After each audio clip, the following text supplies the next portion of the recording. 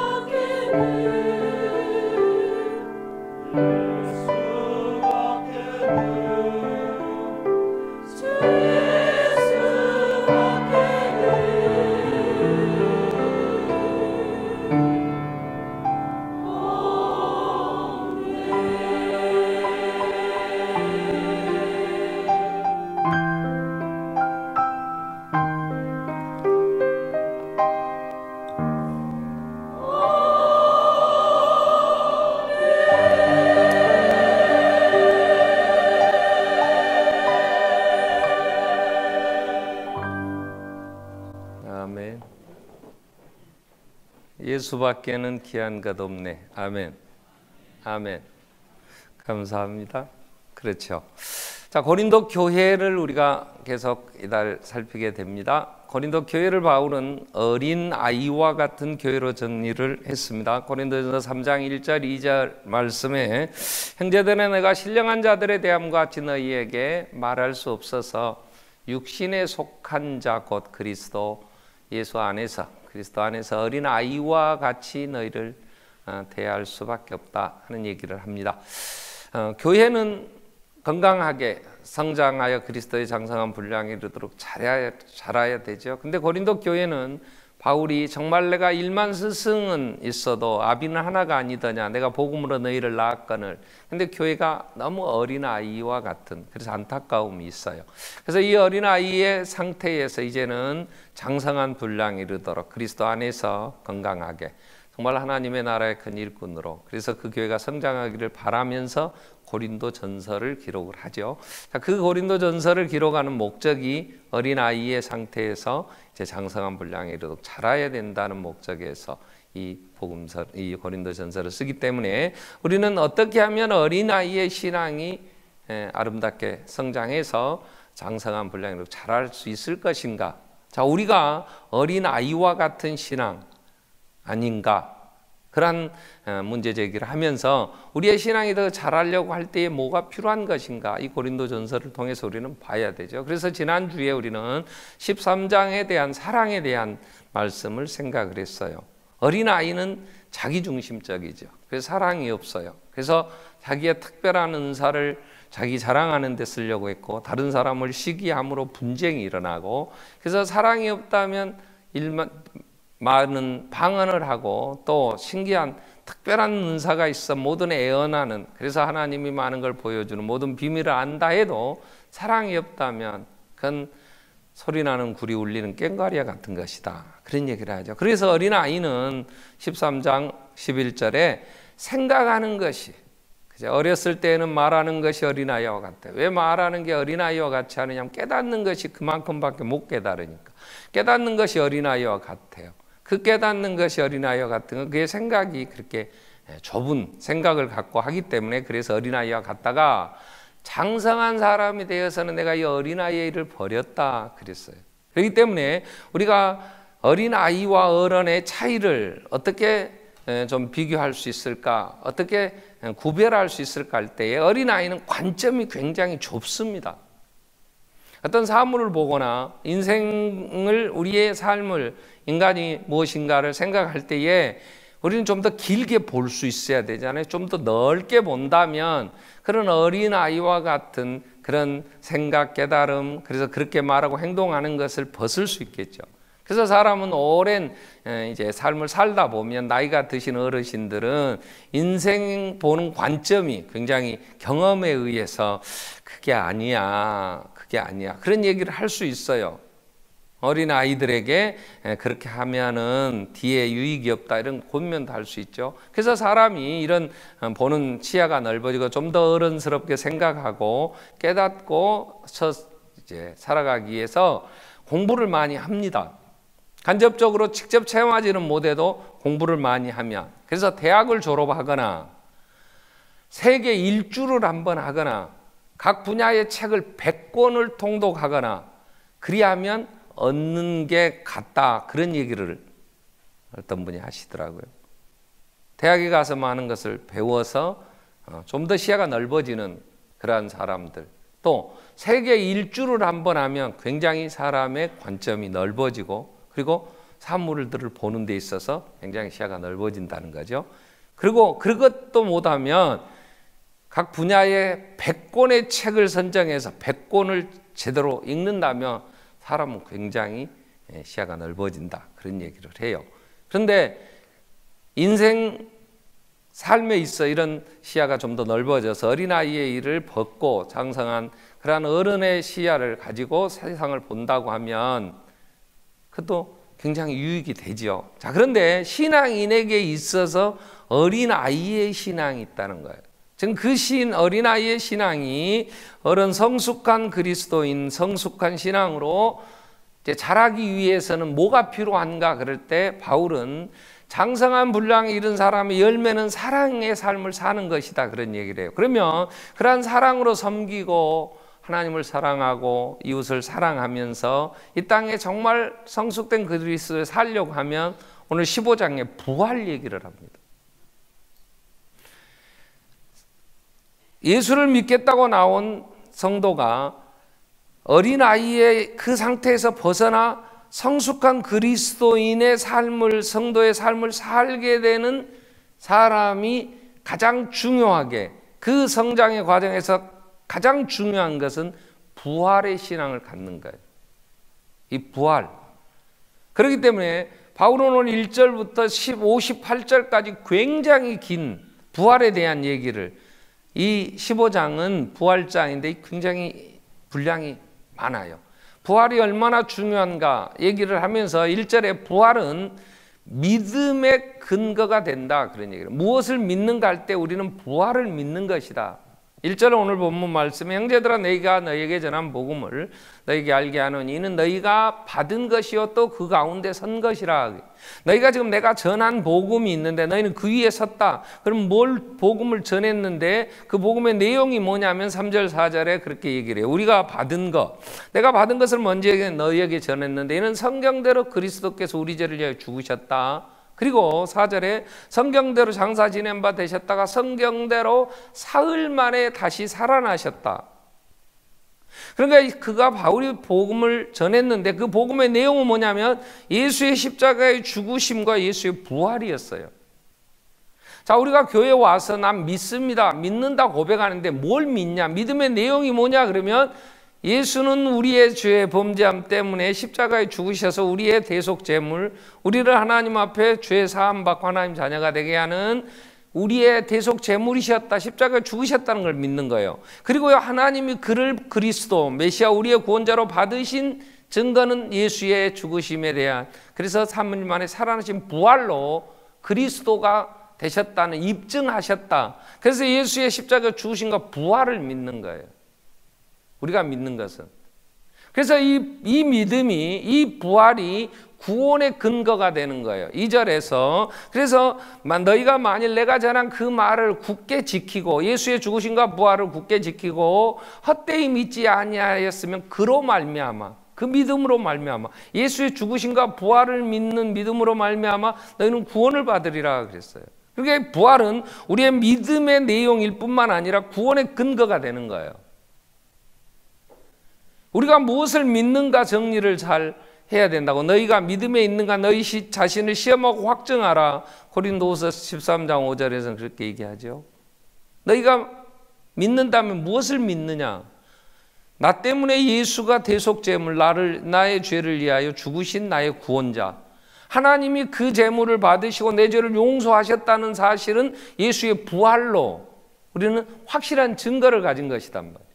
그래서 로마서 4장 25절에서 예수는 우리가 범죄한 것 때문에 내줌이 되었다.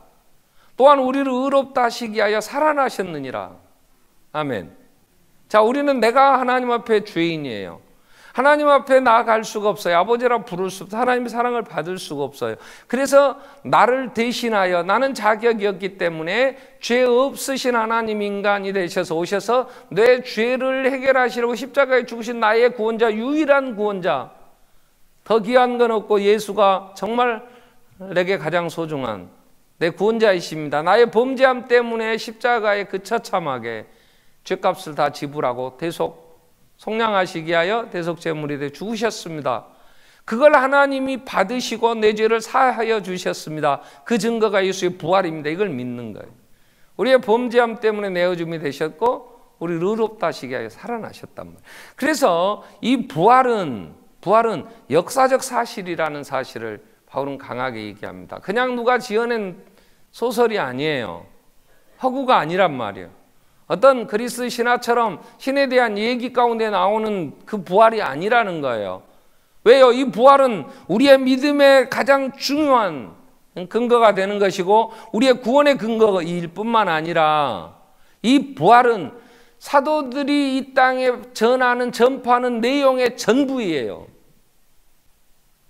우리가 세상에 예수님이 성령이 너에게 임하시면 너희가 권능을 받고 예루살렘, 온 유대, 사마리아 땅끝까지 내 증인되리라 그러는데 무엇에 대한 증인이냐 그 말이에요. 사도들이 2장에서 성령이 오순절 임하셨을 때에 베드로는 나가서 전합니다.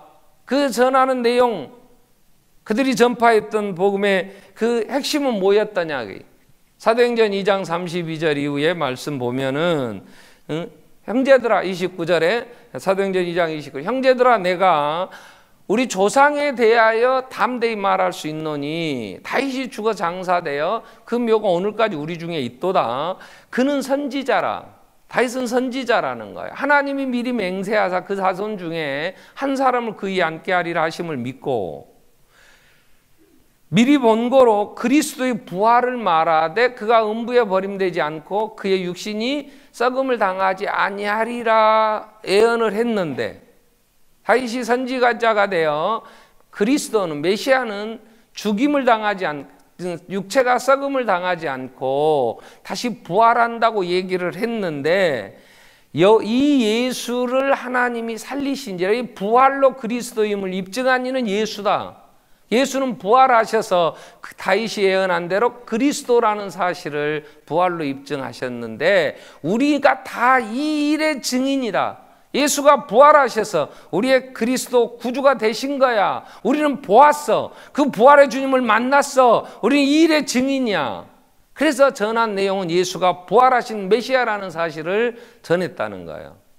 사도행전 1장 3절에서 예수님이 부활하신 후에 행하신 일에 대하여 사도행전 1장 3절은 그렇게 정리를 합니다. 친히 그가 고난받으신 후에 이제 그들에게 말하는 확실한 많은 증거, 친히 살아계심의 많은 증거들을 며칠 동안 40일 동안 그들에게 보이시면서 하나님의 나라의 일을 말씀하셨다. 예수님은 부활하셔서 40일 동안 살아계시면서 제자들에게 친히 자기를 보여주시면서 그리고 살아나심을 얘기했단 말이에요. 누구에게 보이셨어요? 오늘 본문 2장 5절에 게바에게 보이셨다는 게 게바는 베드로죠. 그 후에 12제자에게 보이셨다 그랬어요. 그 후에 500의 형제에게 동시에 왜? 승천하실 때 감람산에 모인 500의 형제들이 예수의 부활을 봤어요. 그리고 구름 타고 가심을 봤어요. 내가 간 대로 다시 올 거야. 천사는 하늘에서 너희가 가심을 본 그대로 다시 오신다. 그를 죽인 자, 그를 찌른 자들도 다 볼 것이다. 예수님 부활하시고 승천하실 때 500의 형제가 동시에 봤어요. 그 후에 예수의 형제 야고보 그에게 보이셨어요. 이 야고보는 예수를 메시아로 믿지 않았어요. 그리고 부정했어요. 그렇게 많은 기적을 행했어도 어려서부터 함께 자란 형님이 갑자기 나타나서 메시아라고 하나님의 아들이라 그런데 어떻게 믿어? 믿지 않았어요. 근데 예수님이 십자가에 죽으신 현장에서 죽음을 봤어요. 근데 부활하셨어요. 그리고 그에게 나타나셨어요. 무슨 얘기를 야고보에게, 그 형제 야고보에게, 그 동생 야고보에게 나타나서 어떻게 했는지 성경에 기록은 없어요. 그 정황은 설명이 돼 있지 않아요. 그러나 우리가 도마에게 나타나셨을 때나 바울에게 나타나셨을 때의 상황을 가지고 유추해 본다면 그랬을 것 같아. 야고보야, 내 손을 만져봐라. 내 옆구리를 한번 만져봐라. 자, 내가 죽었을 때 박은 못자국이 있지 않느냐, 내 옆구리에 창자국이 있지 않느냐, 너는 보고 믿는 자가 되라. 도마에게 말씀하신 것처럼 믿으라고.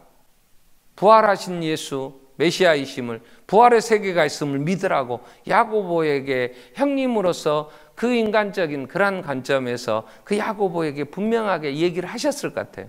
이후에 야고보는 이제 예수가 부활하신 예수를 구주로 영접하고 나의 주 나의 하나님이십니다 고백하며 그는 예수가 그리스도라는 사실을 전하며 교회의 초대교회의 기둥이 됩니다. 이 야고보에게도 보이셨다네. 그리고 바울은 만삭되지 못하여 난 자 같은, 우리 표현으로 빌린다면 팔푼이 같은, 바울이 스스로 생각해도 죄인 중에 계수요, 그가 정말 부족한 게 많다는, 자기 자신에 대해서 자기가 자기를 평가할 때 그랬는데, 만삭되지 못하여 난 자 같은 내게도 부활의 주님이 나타나셔서 보여주셨다. 부활이 허구가 아니야. 부활은 역사적 사실이야. 이 그리스도가 살아나셨다고 전파되었건 너희가 어찌하여 믿지 못하고, 왜 부활이 없다느냐. 부활이 없다고 하는 그들은 어린아이와 같이 장성한 분량의 신앙인으로서 그 장성한 신앙의 열매들이 없었어요. 사랑의 섬김이 없었어요. 그게 고린도 교회였어요. 그래서 부활을 얘기를 하는 거예요. 부활은 우리가 보았어. 우리에게 나타나셨어. 부활은 확실한 역사적 사실이고 그 예수가 살아나셨기 때문에 우리도 다시 부활한단다. 부활의 세계가 있단다. 부활을 얘기하는 거예요. 여러분, 오늘 우리가 예수의 부활이 없다면 우리 믿음도 헛되다는 거예요. 왜? 우리는 예수가 부활하신 예수가 첫 열매가 되셔서 우리도 다 같이 부활의 그 나라, 하나님이 이루신 영광의 나라, 유일한 인류의 소망이 되는 그 나라가 이루어지기를 바라고 나가는데 부활이 없고 거짓이었다면 믿음도 헛되고 우리가 거짓말한 자가 되고 14절 이후에 계속해서 뭐라고 얘기해? 부활이 없다면, 만약 다시 살아나는 일이 없다면 예수 그리스도가 다시 살아나실 수가 없었을 것이고 그리스도가 다시 사신 것이 아니라면 우리는 믿음도 헛되고 우리가 거짓말한 자가 아니겠냐.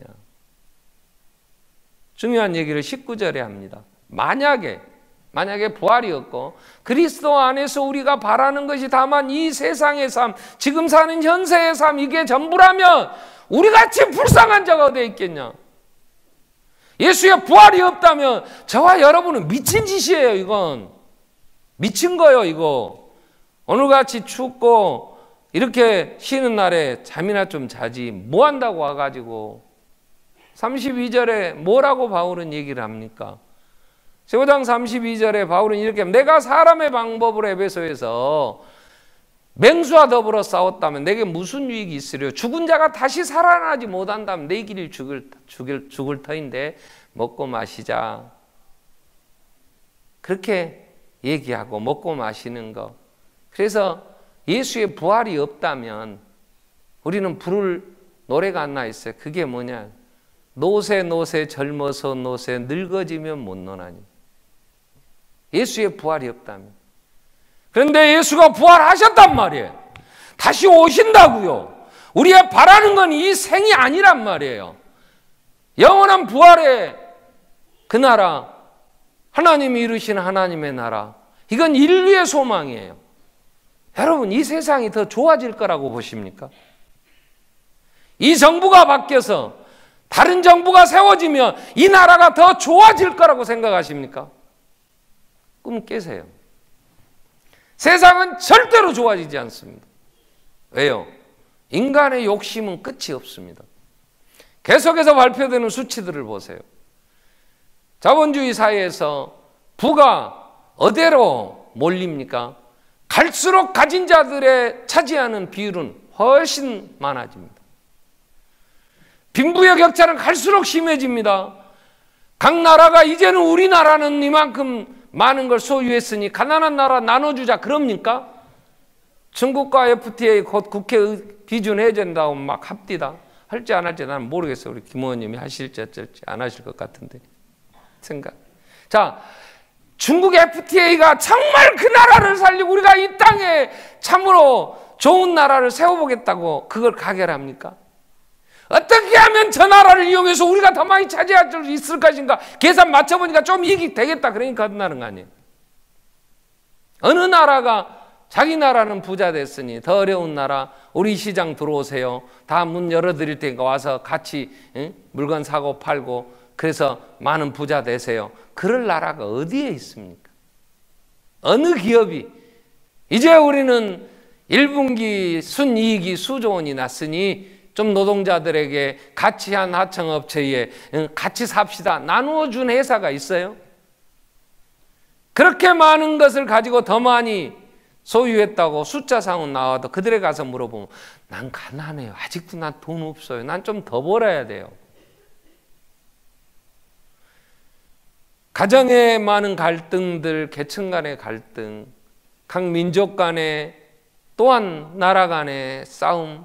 여러분 테러는 갈수록 더 많아집니다. 애연하건대 갈수록 더 1200만 명의 시리아 난민들 왜 생깁니까? 왜요?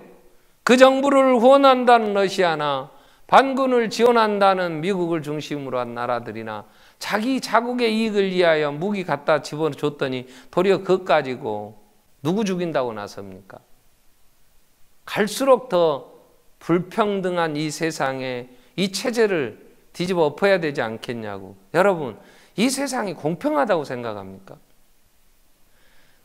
금수저를 물고 태어난 아이와 아무것도 없이 한번 살아봐야 된다고 태어나서 같은 선상에서 달리기를 한다면 여러분 그게 공정한 게임입니까?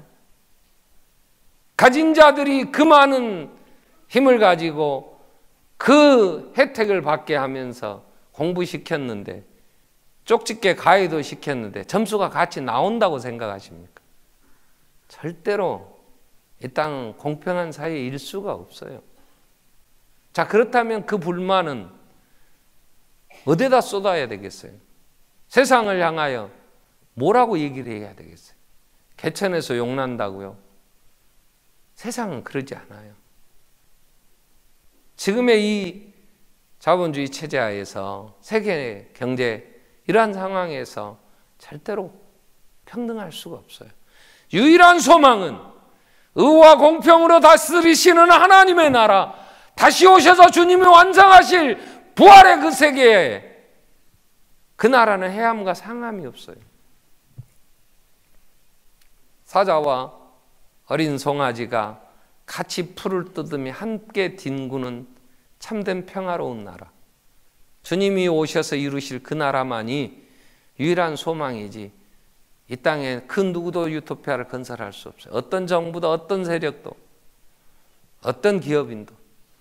인도의 한 부자가 두바이에서 결혼식을 했답다. 결혼식 비용이 224억 뭐 그렇게 나왔어요. 제가 기억 아침에 잠깐 인터넷 뉴스에 떴는데 하도 놀래서 호화 결혼식 아버지가 7,200억 가까이 가진 부자랍니다. 결혼식을 했는데 224억입니다. 그 사람들하고 우리가 경쟁해서 이 진공 청소기처럼 힘도 있는 아주 흡입력도 강한 진공 청소기 한번 쓸고 가면 잘못해서 조금 떨어진 거나 주워 먹으려고 좀 발버둥을 쳐야지 어떻게 그들과 대항해서 우리가 더 나은 세상을 또 내가 원하는 걸 얻을 수 있다고요. 자, 그러한 세상을 우리는 사는데 이러한 세상이 전부라면, 내가 사는 게 전부라면 우리는 늘 억울한 거예요. 금수저 못 물고 태어난 게 억울한 거지. 그럼 어떻게 해야 돼? 누가 내 입에 금수저를 물려줄 것입니까? 갈수록 힘은 가진 자들에게 쏠리게 돼 있는데, 자, 그렇기 때문에 주님은 부활하셔서 이 땅의 이 모든 죄의 결과, 인간의 무지와 욕심으로 끝이 없는 차지 않는 그 욕심의 결과로 이 모든 생태계는 파괴되고 정말로 인간의 무지함으로 인하여 도리어 더 죽을 길을 찾아가는 이 땅의 많은 삶의 그 결과들 해결할 길 없어요. 이 지구가 더 좋아진다고, 살기가 더 좋은 환경으로 생태계가 보존된다고 생각하십니까?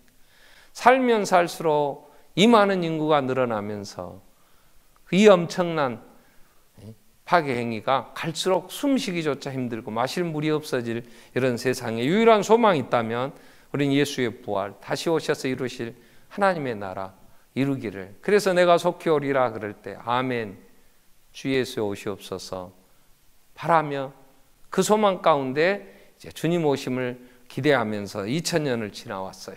이제 많이 가까워왔다고 생각을 합니다. 자, 그렇다면 오늘 우리는 이 부활, 예수의 부활과 그분이 이루실 그 나라를 믿고 산다면 우리는 삶의 목적이 또한 삶의 방법이 분명 달라진단 말이에요. 그래서 부활은 구원의 완성일 뿐만 아니라 구원은 성도의 삶에, 인간이 성도가 살아야 될 길, 또한 성도가 가야 할 길, 어떻게 살아야 될 것인가를 제시해 주는 것이 됩니다. 그래서 이 부활은 이렇게 중요해요. 믿음의 근거일 뿐만 아니라 우리의 구원의 근거가 되고, 부활은 복음을 전하는 내용이었고, 부활은 역사적 사실이었기 때문에 반드시 우리가 부활을 하는데, 부활을 믿는다면, 부활의 관점으로 인생을 본다면 우리는 영혼을 보게 돼 있어요. 바울이 부활을 믿지 않았을 때, 부활의 시각으로 인생을 보지 않았을 때는 어쨌든 움켜쥐어야 했어요. 어쨌든 한번 출세를 해야 했어요. 그래서 스데반을 죽이면서까지, 예수를 죽이면서 예수 믿는 자들을 아주 씨를 말려야 된다고 이를 앙당 물고 그는 전투적인 삶을 살았어요. 그러나 부활의 예수를 만난 다음에 그 부활의 세계를 볼 때에 이 세상의 삶은 너무나 무가치했어요. 의미가 없었어요. 그게 헛된 것이었어요. 그래서 바울은 이런 표현을 해요. 빌립보 3장 7절, 내가 예수를 아는 지식, 가장 고상한 지식이었기에 그 예수를 알고 난 다음에, 부활의 주님을 만난 다음에 나는 이 세상의 모든 걸 배설물과 같이 여겼노라. 배설물과 같이. 의미가 없었어요. 이 세상이 그렇게 중요치 않았어요. 그리고 그는 정말 이 땅에 빨리 떠나고 싶었어요. 간절한 소원은 이 세상에서 떠나 죽어 주님과 함께 거하고 싶어요. 왜? 그 나라를 가서 볼 때, 부활의 세계를 보았을 때, 친히 3층천에 가서 체험했을 때 이 세상은 너무 수고로움이었어요. 모세는 예수 그리스도를 알고 그 부활을 알고 그가 인생을 논할 때 뭐라고 얘기를 합니까? 시편 90편에 모세는 이렇게 고백을 합니다. 인생이 무엇이냐? 우리의 모든 날이 주의 분노 중에 지나갑니다. 우리의 평생이 순식간 일식간에 다하였습니다. 인생이 모든 날이 주의 분노 중에 지나가는데 인생의 삶이 70년을 살고 강건하여 우리의 연수가 70이요 강건하여 80을 산다 해도 그 연수의 자랑은 수고와 슬픔뿐이요 신속히가 아니고 우리가 날아가나이다. 여기서 날아간다는 이 단어, 70년, 80년이 신속히 날아간다는 이 의미와 바울이 얘기하는 배설물과 같이 여겼다는 의미와 솔로몬은 이렇게 표현합니다. 전도서 1장 2절 3절 이후에 보면 헛되고 헛되고 헛되니 모든 것이 헛되도다. 6장 7절에 가서 보면 그 전도서 6장 7절에 솔로몬은 이렇게 합니다. 사람의 수고가 입을 위하여 수고하는데, 자기 입을 위하여 수고를 하는데 그 식욕은 채울 수 없습니다.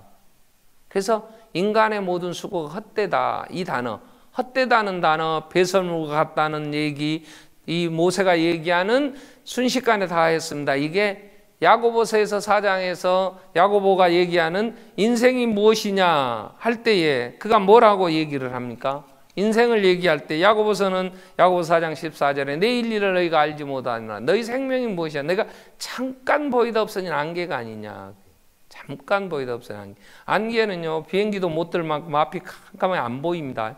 근데 조금만 기온이 올라가면 순식간에 사라져 버리는 거. 이게 허탄하다, 헛되다 이런 단어예요. 그게 없다, 의미가 없다, 이게 순간 짧다 이런 의미예요. 이게 헛되다는 한숨, 잠깐 밤에 한 경점 같을 뿐입니다. 근데 모세는 그 인생의 이 땅의 삶은 짧다는 걸 알았어요. 그렇기 때문에 그는 어떻게 살았냐? 히브리서 10장, 11장 24절부터 모세의 생애를 이렇게 정리를 합니다. 믿음으로 모세는 장성하여 바로의 공주의 아들이야 칭함받기를 거절하고, 이 짧은 인생의 길에서 그는 바로의 공주의 아들, 장차 애굽의 모든 보화, 애굽의 모든 부귀영화를 누리는 왕의 자리에 앉을 수 있었어요. 근데 그는 그걸 거절하고 도리어 하나님의 백성과 함께 고난받기를, 잠시 제약의 낙을 누리는 걸 더 좋아했어. 고난받는 걸 더 좋아했어. 왜? 이 땅의 짧은 잠시 누릴 수 있는 세상의 낙보다는 영원한 영광의 나라에, 주님과 함께 누릴 그 영광의 나라에 자기의 분깃, 기업이 있기를 원했기 때문에 하나님의 백성과 고난받는 것이 잠시 죄악의 낙이었어요. 그래서 이 누리는 것보다 26절에 그리스도를 위하여 받는 수모를 애굽의 모든 보화보다 모든 보물보다 더 큰 재물로 여겼는데, 이는 상주심, 영원한 영광의 나라에 주님과 함께 누릴 것을 바라보면서 이 땅의 그 모든 것들은 배설물과 같이, 그는 잠시 누리는 건 영원한 것에 비해서 아무것도 아니기 때문에 그걸 버릴 수 있었다고요. 아브라함이 뭐라고 얘기를 합니까? 히브리서 11장 13절부터 아브라함과 이삭과 야곱에 대하여 그들도 다 이 사람들 믿음을 따라 죽었어요. 약속을 받죠. 그러나 그들은 멀리서 보고 환영했어요. 뭘? 부활의 세계를. 그래서 이 땅에서는 외국인과 나그네처럼 살았어요. 여행하는 여행객이 무슨 짐들을 바리바리 싸짊어지고 여행합니까? 그건 미련해요. 그냥 필요한 것만 간소하게, 그리고 필요하다면 현지에서 수급해서 쓰고, 임대할 일이 있으면 빌려 쓰고, 그리고 꼭 필요한 몇 가지만 들고 다니는 것이 가장 지혜로운 여행자의 삶이에요. 마침내 거부가 되었다고 하는 이삭도, 그 아버지 아브라함도, 야곱도 이 땅에 천막치고, 그들은 이 땅에 그렇게 미련이 없었어요. 자, 왜요? 부활의 세계를 그들은 보았기 때문에. 영원한 영광의 나라, 그것만이 눈물이 없이 정말 참된 평강을 누릴 수 있기 때문에 그랬다. 자, 오늘 우리가 이 땅에 예수 안에서 우리가 살아가지만 우리의 기도가 어쩌든 이 세상에서 한번 출세해야 되겠어. 이 세상의 걸 더 많이 움켜쥐어야 돼. 이거 한번 나도 해봐야 되겠다. 그런다면, 거듭나지 않은 사람 같으면 그렇게 살아야 되겠죠. 그러나 거듭난 하나님의 사람이라면 그걸 구한다면 그건 어린아이와 같다. 하나님은 사랑하는 자에게 절대로, 하나님이 사랑하는 자에게는 이 땅에 그렇게 주시지 않아요. 왜요? 사람이 이 세상의 것을 가지면 가질수록 인간의 배가 기름기가 끼면 결과 기독교 역사에서, 성경에서, 또 우리는 교회 역사에서 부자가 된 사람이 하나님을 영화롭게 하며 하나님을 예배할 수 있었어요. 너희의 배가 기름지고 너희가 배가 부름에 나를 발로 찼구나. 그 어떤 부자가 하나님 앞에 예배할 수 있었어요. 어떤 부자 나라가 하나님을 경외했어요. 부가 이루어질수록 하나님 버렸어요. 그들이 스스로 하나님 됐어요. 하나님 노릇하는 거 순간이에요. 여러분, 조금 경제적으로 조금 더 지위가 높아지기 시작하면요, 대접받기 시작해 보세요. 인간 교만한 건 순간인데요, 인간은 절대로 자기의 교만을 이길 수가 없어요.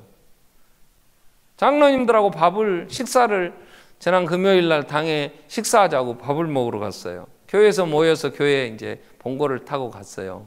근데 가서 밥을 다 먹고 인사를 하고 나오는데, 운전하고 간 우리 장로님이 좀 빨리 가지, 밥 한 숟갈 덜 먹고 가서 빨리 끌고 올 일이지, 같이 다 먹고 가서 밖에 추운데 서 있으라 그래요. 내가 화가 났어요. 장로야, 밥을 운전하는 장로는 밥 한 숟갈 덜 먹고 딱 눈치를 봐서 가서 차를 대고 딱 끝나고 밥 나오면 태우고 와야지, 이게 될 짓이냐? 장로님한테 그랬어요. 그러면서 내 스스로, 인간아, 언제부터 네가 차 타고 다녔다고. 제가요, 장로님들 그랬다니까. 이 인간아, 돈이 좀 생기고요, 대접받기 시작하니까요, 밥을 조금 후진 식당으로 데리고 가면 나를 뭘로 보고 이런 데 와서 밥 먹으라 그냥 마음이 안 편해. 그러니까 먹으면 설사해. 이제 인간은요, 욕심이라는 건 차지 않아요. 그런데 하나님의 종이 되어 섬기자고 예수님은 분명 우리 죽자 그랬어요. 죽자. 이 땅에서 죽어야 산다. 하늘의 미랄이 땅에 떨어져 죽어야 열매 맺는다. 바울은 마지막 디모데에게 뭐라고 권면합니까? 디모데후서 2장 11절 이후에서 미쁘다 이 말이여, 참 신실하다, 이건 다 받을 만한, 우리가 정말 받아야 될 말이다. 그러면서 주와 함께 죽어야 주와 함께 산다. 주와 함께 참아야 주와 함께 왕노릇한다. 근데 누가 이 세상에 죽을 수 있어요? 영광의 부활의 세계가 보여야 죽을 거 아니야. 이 땅은 작다는 거 알아야 이 땅 빨리 떠나고 싶어. 그래서 섬기며 주를 위하여 죽을 수 있는 거 아니야. 디모데후서 3장에 가면 12절 이후에 뭐라 그래요? 무릇 경건하게 살고자 하면 13절에 경건하게 살고자 하면 핍박받는다. 악한 사람들과 속이는 자들이 더욱 악하게 속이기도 하고 속기도 하나니 너는 배우고 확신한 일에 거하라. 경건하게 살고자 하면 핍박받습니다. 근데 이 땅에 핍박받는 게 이 세상 전부가 이게 전부라면 억울해서 어떻게 살아? 왜 핍박받고 살아? 영광의 영원한 나라가 있으니까, 부활의 세계가 있으니까 이 땅은 잠깐 사는 날 동안 이 부활의 세계를 전하면서 그 길이 고난의 길이고 그 길이 십자가의 길이라도 주님이 나와 함께 가자. 나와 함께 이 길을 가려고 하면 너는 자기를 부인하고 자기 십자가를 지고 나를 따라와야 합당한 것이다. 그랬는데 부활의 세계를 믿지 못한다면, 부활의 신앙이 없다면 우리가 어떻게 죽겠냐고. 그 세계를 보지 못한다면, 우리의 눈이 이 현세적인 것이라면 우리는 그 나라 바라보고 십자가 지고 고난 섬기며 살 수 없어요. 그 나라가 보이지 않는 육에 속한 자들은 어쩌든 이 땅에서 그래도 대접받고 조금 누리고 살아야 될 거 아니야. 그게 삶의 목적인데, 거기서 벗어나 영광의 나라에 우리의 분깃, 우리의 기업을 쌓아간다면 우리는 부활의 신앙을, 부활이 보여야 될 거 아니에요.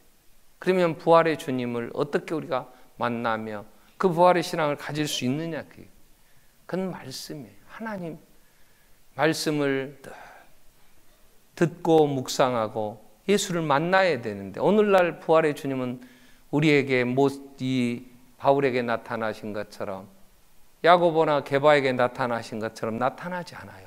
그들이 만난 예수를 기록해 준 성경을, 에베소서 3장 10절 이후에 내가 만난 예수를 기록하였으니 너희가 이걸 읽으면 내가 만난 예수 너희가 이 안에서 만날 수 있다고. 성령은 진리의 영이시기 때문에 진리 가운데 우리를 인도하시기 때문에 우리는 성경을 읽어야 된단 말이에요. 하나님의 말씀을 들어야 된단 말이에요. 하루 종일 내가 아무것도 안 하고 성경만 읽으리라 해도 하루 3장 읽자고 교회에서 성경 읽기표 내준 거 못 읽습니다, 여러분. 세상은 너무 많이 우리를 부르고 있어요. 돈이 우리를 너무 많은 시간 빼앗아가요. 그렇기 때문에 내가 하루 종일 성경만 읽으리라 해도 성경 한 번 읽기가 어려워요.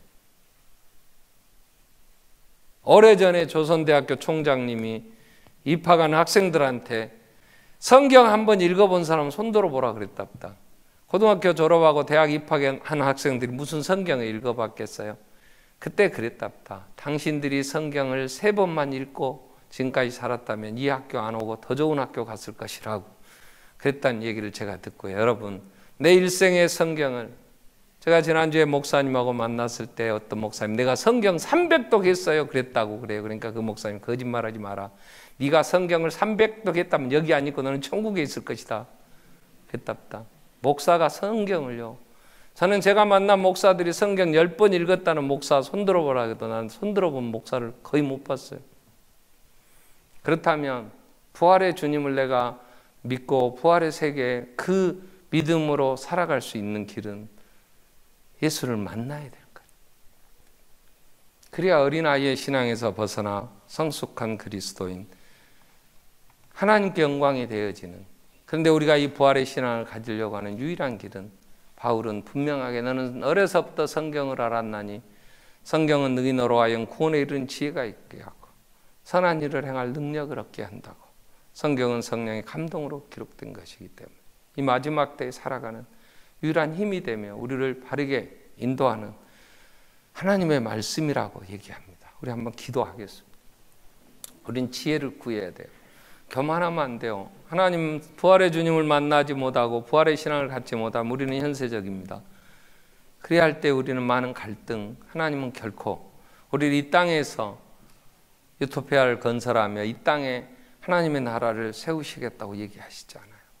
주님 오실 그 나라, 이루실 그 나라에 우리의 분깃이 있어야 되는데 그러려고 하면 우리의 눈이 열려 부활의 주님을 만나야 되고 우리가 부활의 신앙으로 서야 우리의 믿음이 헛되지 아니하고 주님과 함께 갈 수 있는데 우리가 교만하지 않고 겸손히 말씀 앞에 서게 해주시고 부활의 주님과 함께 우리의 삶을 살아갈 수 있게 해주십시오. 같이 한번 통성으로 기도하겠습니다. 살아계신 하나님 아버지,